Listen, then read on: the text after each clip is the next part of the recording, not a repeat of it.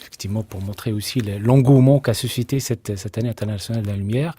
Et à cette occasion, nous avons eu la chance, effectivement, de se focaliser en partie sur la contribution des savants arabo-musulmans aux sciences de la lumière et à leur tête, comme vous venez de le souligner, Al-Hasan ou Al-Hassan ibn al-Haytham.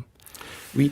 Je témoigne personnellement que l'année 2015 était aussi dans ce domaine une année d'engouement. Il y avait des congrès, des symposias, des colloques, des conférences un peu partout en France et de par le monde sur la notion de la lumière d'un point de vue physique, d'un point de vue physiologique, d'un point de vue philosophique, d'un point de vue artistique, d'un point de vue spirituel. Et c'est vrai, donc si je comprends bien, le 16 mai sera l'année de la lumière. Ça sera la journée internationale de la lumière. La journée internationale de la lumière. En principe, c'est en cours de validation par l'Assemblée générale de l'UNESCO. Mais tout laisse penser à ce qu'effectivement ça sera le cas, et on l'espère. Et donc tous les ans, tous les 16 mai de chaque année, on célébrera la lumière dans toutes ses formes, y compris aussi l'aspect spirituel, philosophique. Alors revenons à Abu Ali al-Hassan ben al-Hassan ibn al-Haytham. J'ai dit tout à l'heure corrompu en latin par Al-Hasan. Certains disent Al-Hassan avec C, nous disons Al-Hasan avec Z. Alors qui est-il ? C'est une question qui nécessite plusieurs réponses, j'allais dire. Al-Hassan, c'est, pour simplifier déjà, c'est le grand maître de la lumière. C'est le père fondateur des sciences de la lumière et de l'optique telles qu'on les connaît aujourd'hui. C'est véritablement un tournant dans la recherche scientifique, dans les sciences de l'optique.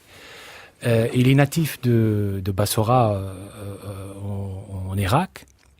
En 965. Effectivement.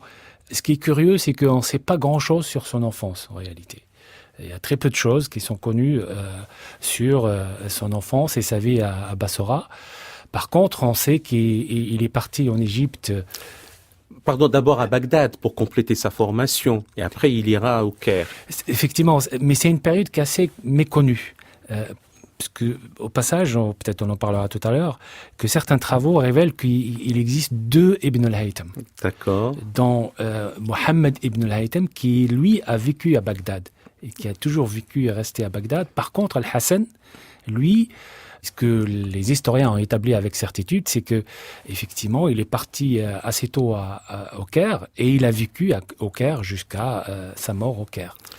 Très bien. Donc, il y a une méprise à propos de l'homonymie, puisque celui qui aurait vécu à Bagdad et qui serait venu au Caire, est-ce à la demande du calife fatimide à ce moment-là, ou simplement celui dont vous authentifiez en tout cas la présence relativement tôt au Caire et est resté sur place, et de ce point de vue-là, le calife n'a pas à demander sa venue puisqu'il est déjà in situ. En fait, il faut différencier effectivement les choses. Mohammed ibn al-Haytham, lui, il est resté à Bagdad. C'est plutôt un érudit en médecine, en philosophie. C'est un peu mathématicien, mais plutôt sur des aspects de compilation. Par contre, Al-Hassan ibn al-Haytham, qui lui, il est parti au Caire près vers 1010. On est effectivement, comme vous venez de le dire, à l'époque du calife fatimide al-Hakim. Et par contre, il y a plusieurs légendes qui sont racontées sur son arrivée au Caire. L'une qui est racontée par Al-Qifti, qui est l'un des bibliographes de l'époque, sachant que Al-Qifti, c'est 2 siècles après Ibn al-Haytham. Il raconte qu'effectivement la réputation d'Al-Hassan ibn al-Haytham était connue par les califes fatimides, et c'est le calife fatimide al-Hakim qui a demandé à Al-Hassan ibn al-Haytham de venir au Caire parce qu'il aurait entendu parler de ses compétences en matière de génie civil notamment, et c'est suite à cela que Al-Hassan ibn al-Haytham est arrivé au Caire.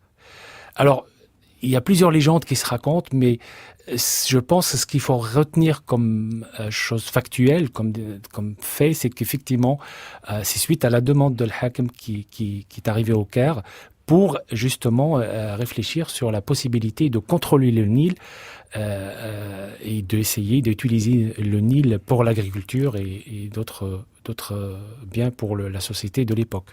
Bien, alors si vous permettez, professeur Boudriwa, un peu d'ordre dans cette confusion et méprise chez les historiographes à cause de l'homonymie des deux savants.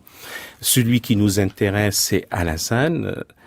Il est venu, à ma connaissance, je le dis sous votre contrôle, au Caire un peu au tournant du XIe siècle, donc on est vers 1002, 1003, quelque chose comme ça, et il y avait un sérieux problème que le calife Al-Hakim voulait en tout cas régler, endiguer, ce sont les crues du Nil, ces inondations, et donc il fait confiance au premier ingénieur en quelque sorte pour endiguer ces crues. Tout à fait. Effectivement, il fait confiance au génie de l'époque. Et paraît-il, suite à cela, Al-Hassan ibn al-Haytham a organisé une expédition pour essayer justement d'étudier la question. De remonter aux sources du Nil. Tout à fait. Et durant ce voyage, c'est là où il a découvert les vestiges de la civilisation pharaonique. Et paraît-il, il se serait posé la question en disant que si ses ancêtres n'ont pas pu contrôler le Nil alors qu'ils avaient tout ce génie-là, comment nous, on peut résoudre ce problème ? Toujours est-il, il est allé jusqu'au bout et effectivement, il s'est rendu compte très vite que ce n'était pas possible. Et lors de son retour voir le calife, il lui a tout simplement fait part de l'impossibilité scientifique et technologique de ce projet. Et par la suite, il s'est établi au Caire pour continuer ses travaux et notamment, entre autres, ses travaux sur l'optique.